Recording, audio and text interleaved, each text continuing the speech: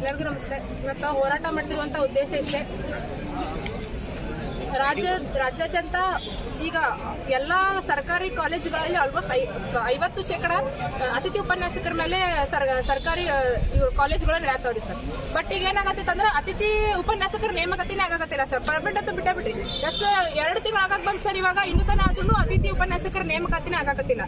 So ನಮ್ಮ ಆಗ್ರಹ ಐತ್ರಿ ಸರ್, ಅತಿಥಿ ಉಪನ್ಯಾಸಕರ ಒಂದು ನೇಮಕಾತಿ ಆಗ್ಬೇಕು ಅಂತ ಹೇಳಿ. ಅಷ್ಟೇ ಅಲ್ಲದೆ ಈಗ ಎಷ್ಟೋ ಬಡ ಹಾಗೂ ರೈತರ ಮಕ್ಕಳು, ಕಾರ್ಮಿಕರ ಮಕ್ಕಳು ಇರಲ್ಲ ನಂಬ್ಕೊಂಡು ಬಂದಿರ್ತಾರೆ ಸರ್. ಗವರ್ಮೆಂಟ್ ಕಾಲೇಜಾಗ ನಮಗೆ ಒಳ್ಳೆ ಶಿಕ್ಷಣ ಸಿಗ್ತೈತಿ ಅಂತ ಹೇಳಿ. ಖಾಸಗಿನಾಗ ಏನ್ರಿ ಸರ್, ಅವ್ರು ರೊಕ್ಕ ಕೊಟ್ಟು ಕಲಿತಾರ, ಅವ್ರಿಗೆಲ್ಲ ಒಳ್ಳೆ ಒಂದು ಇದು ಸಿಗಾತೈತ್ರಿ ಸರ್, ಶಿಕ್ಷಣ ಸಿಗಾತೈತಿ. ಬಟ್ ಇವಾಗ ಏನಾಗತೈತಿ, ಗವರ್ಮೆಂಟ್ ಕಾಲೇಜ್ಗಳ್ನಾಗ ಒಂದಿಷ್ಟು ಚಲೋ ಸಲಕರಣೆಗಳ ಸಹಿತ ನಮ್ಗೆ ಸಿಗಾಕತ್ತಿಲ್ಲ.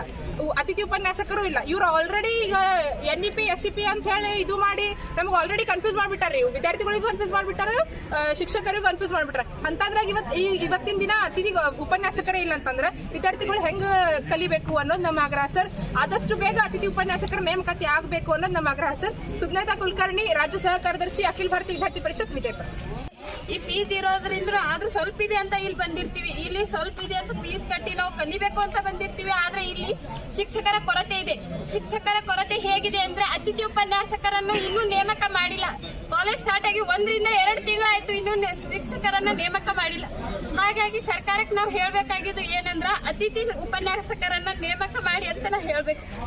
ನನ್ನ ಹೆಸರು ಅಕ್ಷತಾ ಮೈತ್ರಿ.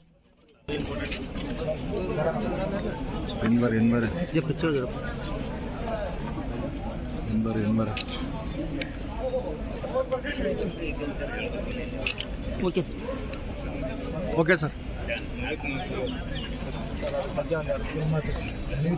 ಅದ್ರದ್ದು ಏನಿದೆ ಮನವಿ 2 ನಿಮಿಷ ಅದ್ರ ಬಗ್ಗೆ ಹೇಳಿ ಸರ್. ವಿದ್ಯಾರ್ಥಿಗಳು ನಮ್ಮ ಕಡೆ